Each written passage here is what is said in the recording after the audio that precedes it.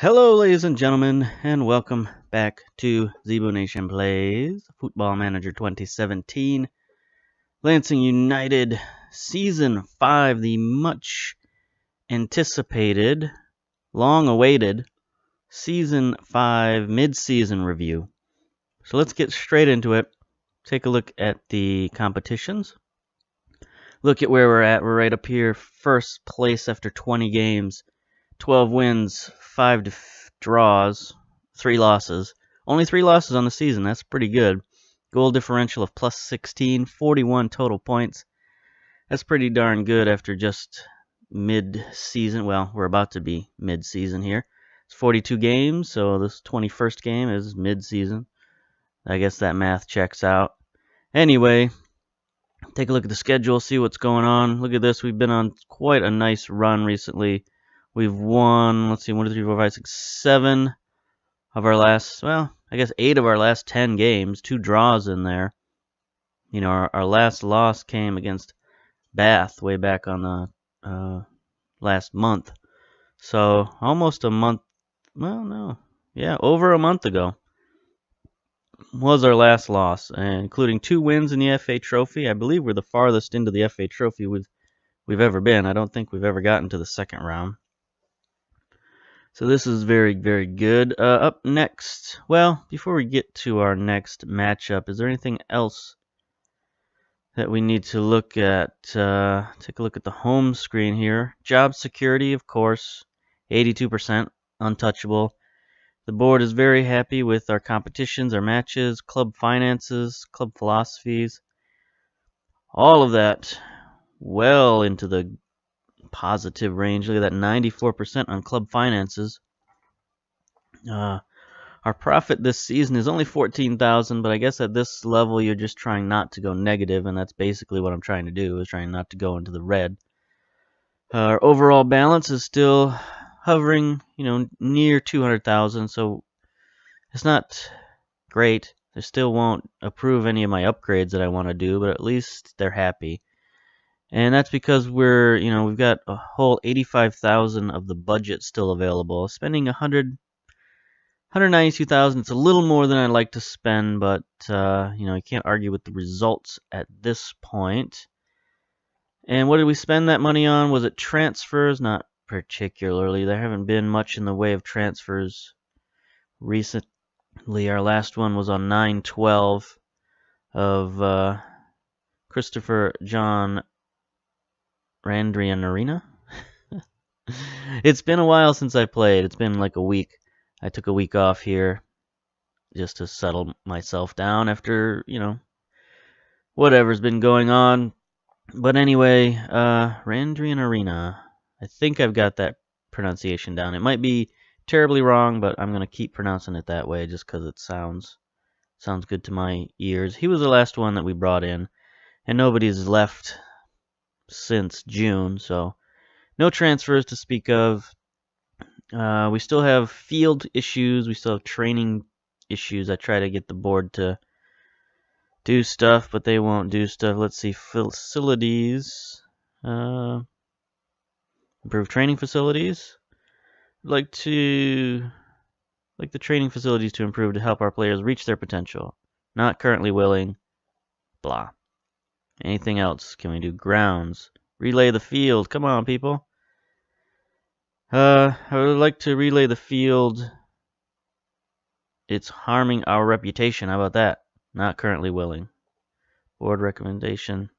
Personal new contract. I would like a new contract. My current present deal doesn't have long to run. Oh, we agree that you deserve the job security. Hey, look at that. All right, so they're willing to give me a new... I mean, I've still got until June of 2021 on my contract. But it doesn't hurt to strike while the iron's hot, right? So anyway, in terms of the team, we've been going with the 4-3-3 quite a bit. Had a lot of success with it. Take a look at the analysis here. Let's go last 10 matches, I guess. So you can see here 7 goals for, 2 against. Now I don't know about this 4-4-2 situation here. It says we started it 5 times. have 1 goal for, 6 against.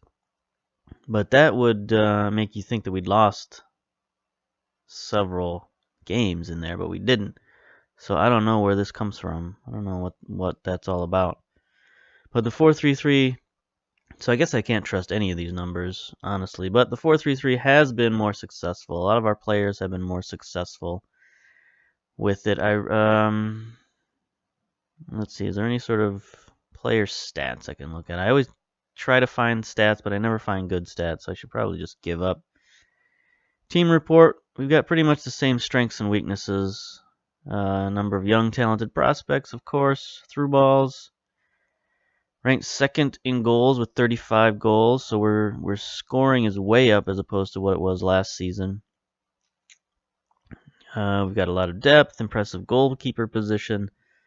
You know, that's something I always try to stress is goalkeeper position. Anything else, looking all around. Best player in terms of goals is Adadaji, and he's definitely going to nickname him the Prodigy Adadaji because he's come on his first season. He's leading our team in goals, 13 goals. He's really doing well, and he's really brought an extra dimension to our offense. He's brought that down the field, home run hitting speed that we've needed. Let's see, general play passes. Tristan Abrams, that's an interesting one. Our target man. The fact that our target man is passing at 84% proficiency, that's amazing. Worst player, Dalby, our central defender, that's not good. Because mainly, he gets the ball and he boots it downfield, and whatever happens, happens. It's not really his concern. At least that's the way he seems to think about it. But he does do his job on defense. 83% tackling success. 24 of 29 tackles. That's pretty darn good for a central defender. The worst player is Luke Rumble in the Jungle. He commits quite a few fouls, so I don't know if that goes into that tackle percentage, but yeah. Let's see, fouls made. Bowman, of course, no fouls made. That's good. Albie Hopkins, our central midfielder, right? Yeah. He's only got a few games, and he's already got 2 fouls, so that's not good. Oh, 1 game, 2 fouls. Good job. Suspension.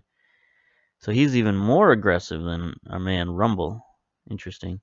Let's see. Any other stats that are worth theorizing about? I don't think so. Shutouts. Bowman. 57% of his matches are shutouts. That's pretty good. 13 of 23 matches. I don't know how that stacks up league-wide, but that's pretty darn good. Let's see. Goals conceded. Bowman. He's our only goalkeeper who's played this season. I haven't played anybody else, so that's the way it goes. That's the way it goes. Anything else? Crosses attempted. Keenan Layton, 1 of 38 crosses. That's no good. Yates is our leading crosser at 22%. That's probably not good. And we don't play with our wings all that often. Although we have in our last couple of videos, we have gone with the 4-4-2, just, you know, to spice things up a bit. Play some guys who don't get playing time, and some guys who have been asking for playing time. Anyways, is there anything else we need to look at? Starters have been fairly consistent, except for the defense. I've been switching our defense back and forth between the 4-4-2, 4-3-3. I've been moving my fullbacks inside. I think I mentioned this the last video. Taking Sam Smith, Keenan Layton, bringing them in from the wings, putting them at central defense, and playing Dan Adams and Sam Stewart at the fullback positions. Give us a little more offensive punch from those positions, and a little more speed at central defense is really the key. Because what I noticed early in the season when I played the 4-4-3 is I'd get too many balls over my head. You know, they would just fire them downfield, and my regular central defenders are very big, very tall, very strong guys, but they're not very fast. So it helps having these fullbacks playing central defense. Both of them can play that position, as you can see, defensive left center or right center. So they're both, you know, at least trained in those positions, as you can see. I mean, they're not as good central defenders as they are fullbacks, but they get the job done. Anyway, central midfield, we've mostly gone with Wicks, Thompson, and Wilden. They've played very well. And then up front, Adadaji, Abrams, and Cam Allen, who's come on recently. He's played very well. And he's a natural left footer, so he's very good playing at that left side for us. And Abrams, as you saw, is passing well at that target man position. So it's all been working out. And then defense, we got this guy on loan, James Jeffrey. He's 18 years old. He's not very good, but he does have 13 free kicking, which is why I brought him onto the team. And his parent club has been complaining that we haven't been playing him. So I've been putting him in there as a reserve just to sort of satisfy them. Tuki Tiali's back from injury. We've been moving in different midfielders as our substitute, trying out Rathbun right now. He's 19 years old. He's got lots of potential, and he's improving day by day, so I figured I'd put him in there just to see what happened. And there's Dalby, normally a starter, but he's going to be our reserve. And then Ryan Adams, he's another young player, but he can play lots of different positions. He can play central defense, he can play midfield, he can play right back. So he's a very good player to have in there. I'm going to try something new here. I have to blow my nose, but I'm going to try the mute key, see if this works.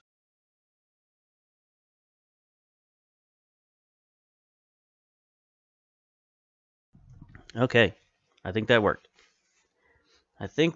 So we have new technologies, always improving. Always trying to make for better streaming. The mute button. Okay, so what do they want us to do here? What do our assistant coaches feel? They always want us to do the 4-1-2-3 defensive midfielder wide. We cannot play that formation, so stop it. Increase support duties. Use no more than 2 to 3 attack duties. Keep a close eye on Dan Adams. He's lacking match fitness. Sam Stewart likewise. Tuki Tiali, ditto. Alright, so I guess we'll take Dan Adams off of attack and put him on support. How many attack duties do we have? We have 1, 2, 3, 4 attack duties. Alright. Put Tristan Abrams on support as well, so that he'll drop back a little bit, accept those passes up front, and be a distributor to the other strikers. So there we go. We've increased our support duties. What are our instructions currently? Standard, work the ball in the box. Be more disciplined. Alright. Flexible formation. You know, let's go structured for this. I got a feeling against this team.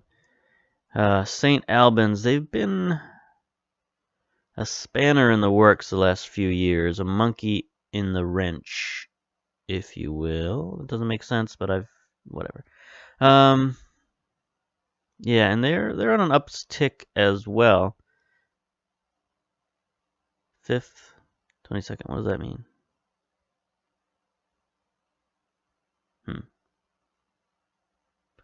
Oh, I see. They've been up to. They got promoted last 2 seasons ago to the National League, and now they're back to the Southern League. But currently, where are they at? I don't see them. Oh, there they are. They're in 16th place, so maybe they're not as dangerous as I'm thinking, but I don't know. I still got a feeling about these guys. They got 10 draws this season. That's their problem. Alright, so I guess we're heading towards a draw in this match, but let's just go for it. They're doing what our coaches always say, play the 4-2-2-3 defensive midfielder wide, whatever formation. Alright, go, submit. Yep, everything's good. Submit. So, here we are, match day, first place. We've been in first place for 2 weeks. We got a 4-point lead on the closest team. So even if we lose this match, we're still going to be in first place next week, which is not something we've ever experienced before. I'm going to take a drink of tea. Never been in this position where we're ahead by 2 games, essentially. Let's see. Lansing United believe they should be able to secure a win against St. Albans. That is true. Here we go. Should be lots of scoring and goals in this game. Both of us have a bit of an attacking mentality. All right. Yeah, that's fine. We'll just go after their forward players.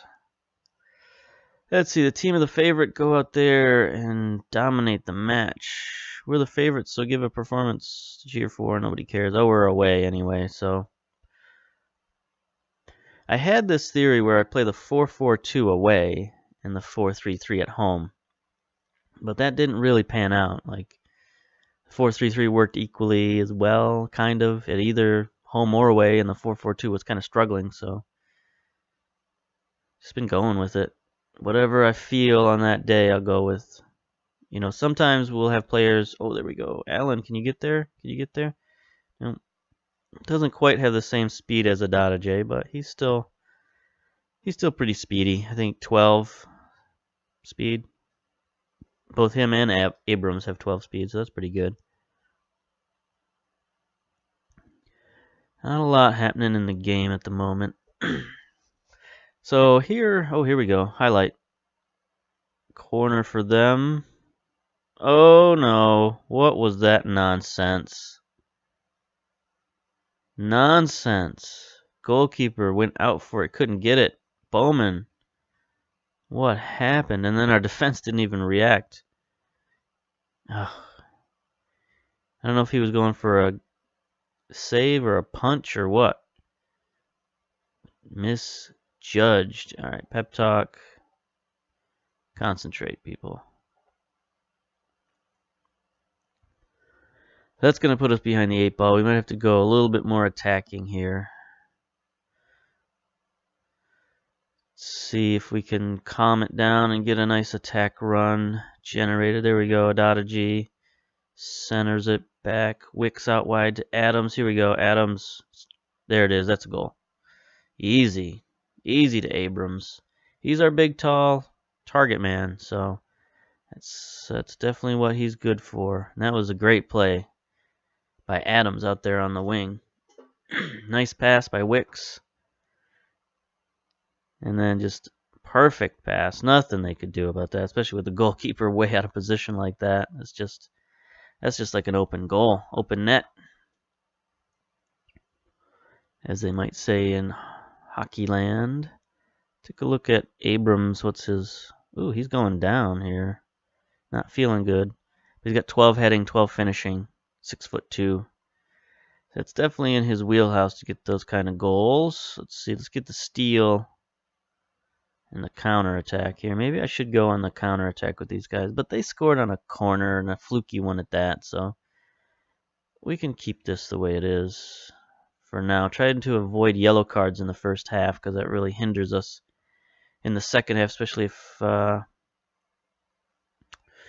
comeback is needed and we need to get aggressive. But I don't like the way that they're possessing the ball. It's always one of my pet peeves is the other team possessing the ball. It just makes me nervous, makes me frustrated. If they get one more highlight without us, oh, there we go. There we go. Adadaji on the run, open field in front of him. Oh, Abrams tried to get a little greedy there. He should have dropped that off to Allen for the easy goal, but, can't blame him for trying to get the second goal. He's got a 7.1 rating right now, so he's our best player. Alright, we're probably going to hit halftime with not much happening.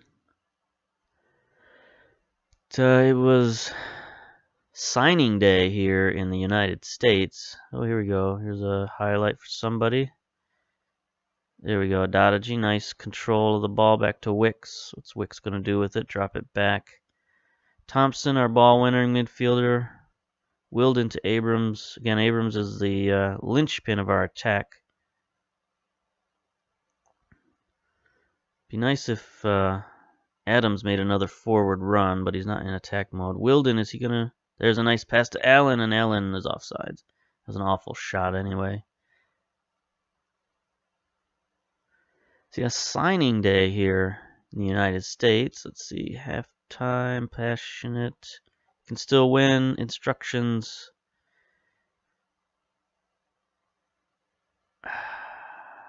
So we're on shorter passing. Question is, do we go counter or do we go possession? I think to start the half, if we get the ball to start the half, which I think we do, let's go possession and try and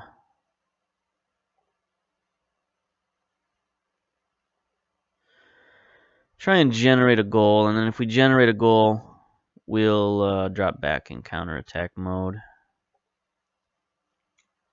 Alright, they get the ball first, so hopefully they don't score on us. That would be no good. I keep trying to talk about signing day, but it's not coming organically. I don't want to force it, obviously, but it is something that's on my mind. But they got a highlight here to start off. I'm not happy about this. There we go. They get a corner out of it, which ordinarily I wouldn't be very upset about, but that is how they scored their first goal of the game, so we got to watch out for this. Need to make a smarter play from Bowman on this for sure. There we go. Wilden just stops it in its tracks.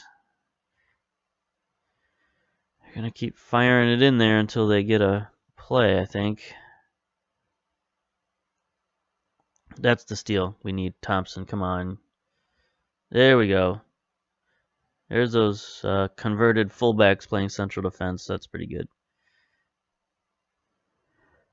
So my question is,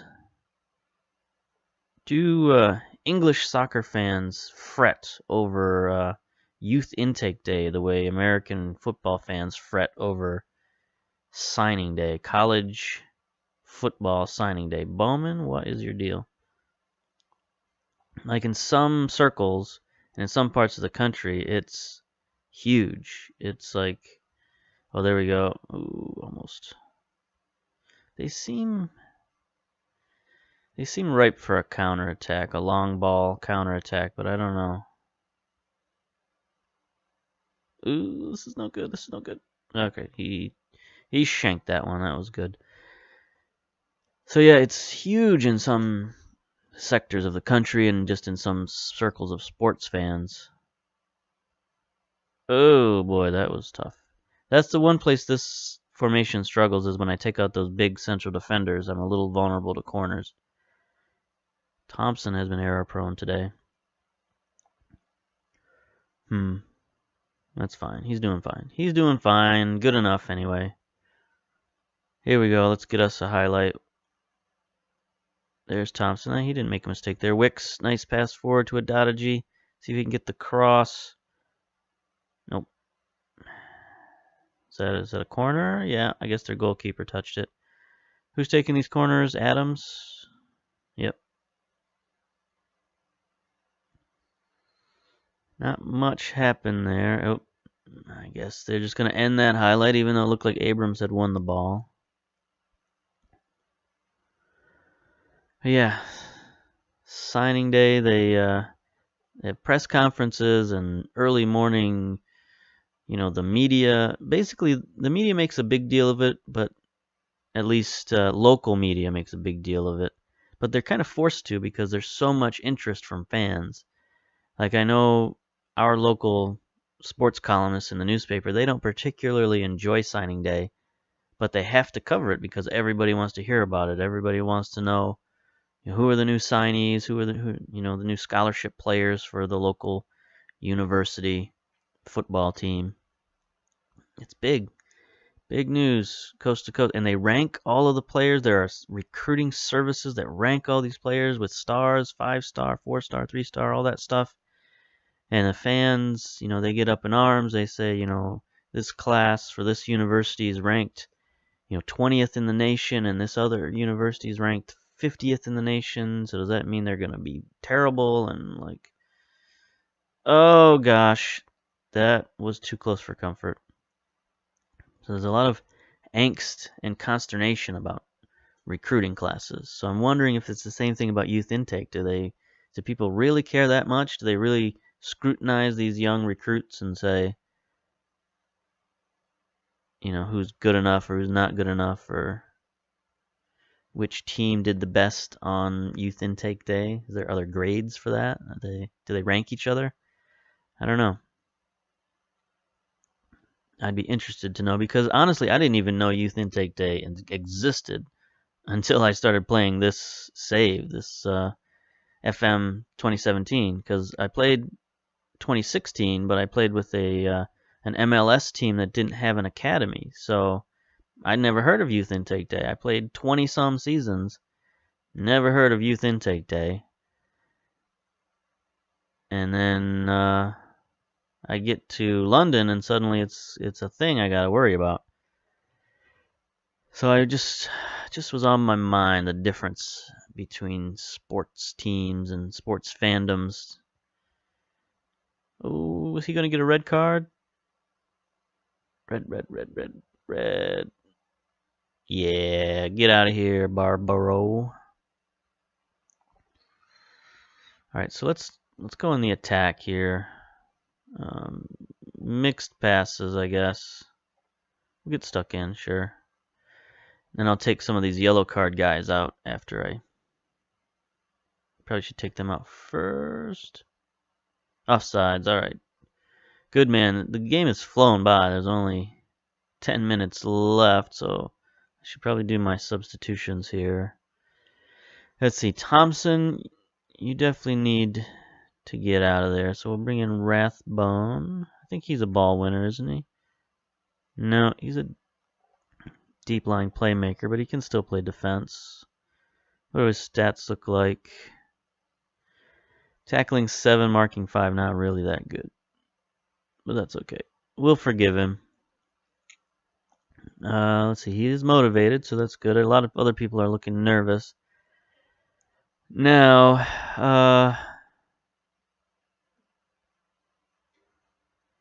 what do I do about Sam Smith? I guess I could just bring in Dalby. Solve that problem right away, even though he's... Yeah, that's fine.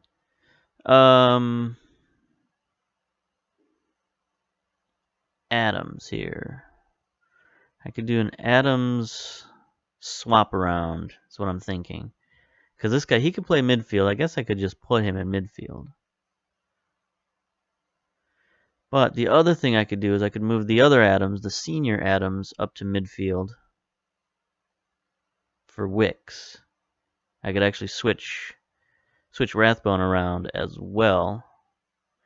Yeah, I guess I'll do all of that. I'll be complicated. So I'm going to move Rathbone over to the right and have him be an advanced playmaker. Then I'll move Adams here for Wicks and have him play the ball-winning midfielder. And then I'll bring the younger Adams in for Wicks at right fullback. There we go. Wingback role. No, I don't think so. Have him play... He could play inverted wingback. We'll just have him play fullback. Oops. Yeah, he's more of a defensive guy, so I could send Stewart forward. There we go. Alright, did you catch all that? Changed out, moved our right back to central midfield, brought in a new right back, brought in a new central midfielder. So we essentially changed 2 of our midfielders. Brought in, ooh, nice save by Bowman. Brought in a new central defender as well, Dalby, who's been one of our better players. He's made a lot of strides in his first season as a regular starter, so that's very good. Very good for him, very good for the future of the team. Now let's, there we go, let's get a counterattack. Wilden fires it downfield to no avail. Leighton is now all of a sudden tired, but we've used all of our subs, so there's not much we can do about that. 2 minutes of stoppage time, that's it. Game over, we got a draw. Kind of figured that was going to be the results of this. That's what St. Albans has been all about this season, has been draw central. So, you were unlucky. We got a funky corner. You know, we were beat by just our goalkeeper having a mental breakdown. But other than that, it was a fine away type performance. Let's take a look at our analysis here. Abrams had a goal. Jay Brown was the man of the match on their side. 18 interceptions, 3 tackles, 7 headers, 7.5 rating. That's okay, I guess. Take a look at the full analysis. Adams with the assist. 10 interceptions by Smith. 19 by Layton. It's pretty good. Stewart, pass completion ratio not good. I need to maybe find a substitute for Stewart. Distance run, it's fine. 0 chances for Adadaji. That hurts us. Anytime he doesn't get any chances at the goal, that means something went wrong with our offense. Abrams got that one nice header. Thompson, 15 interceptions. That's an interesting stat for an advanced forward. I mean, that's kind of crazy.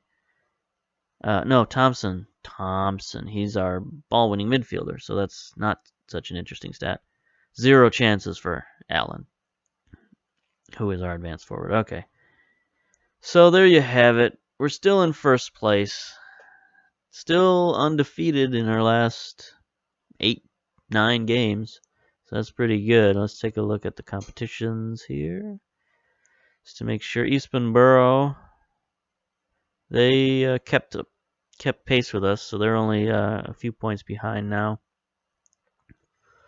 I guess the final thing to look at is the upcoming schedule.